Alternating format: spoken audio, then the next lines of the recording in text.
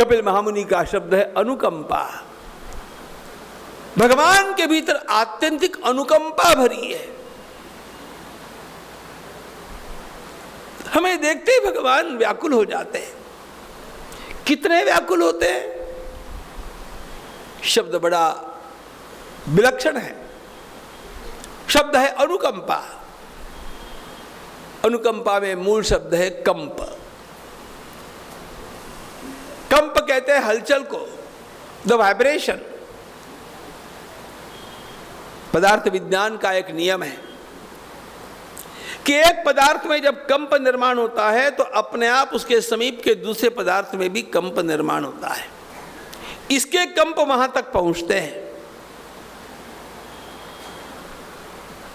पहला जो कंप है उसे कंप कहते हैं, और दूसरे में जो कंप संक्रमित हो गया उसको अनुकंप कहते हैं।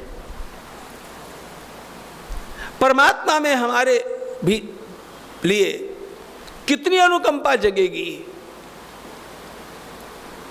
कपिल महामुनि कहते हैं हमारे भीतर जितना भाव होगा उतना भाव वहां से भी जागृत होगा। जितना कंप यहां उतना अनुकंप वहां। इसके लिए आवश्यकता एक बात की होती है कि अंतःकरण श्रद्धा से भरा हुआ होना चाहिए। आजकल सिखाया जाने वाला ध्यानादि जो सारा विस्तार है उसमें श्रद्धा का स्थान पता नहीं कितना है। ठाकुर रामकृष्ण देव काली माता के उस शिव विग्रह के सामने बैठते इतनी श्रद्धा से भर जाते थे। माँ माँ, उनको चित्त एकाग्र करने में बहुत किसी प्रकार का व्यवधान अनुभव हुआ ही नहीं। ये श्रद्धा से होगा, ये प्रेम से होगा, ये भाव से होगा।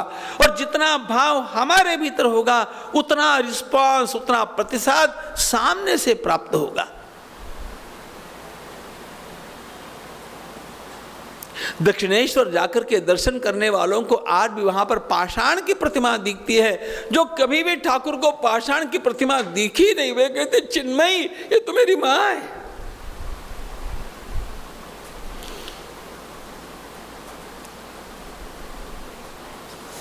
और वो मां उनसे बात करती क्योंकि इनका विश्वास था वो बात करेगी।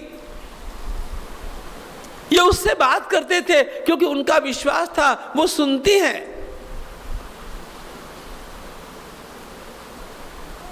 श्रद्धा को निकाल देंगे और ध्यान करने का प्रयास करेंगे। ये सारा मैकेनिकल, यांत्रिक ध्यान आपको कभी भी परमात्मा तक नहीं पहुंचा सकता।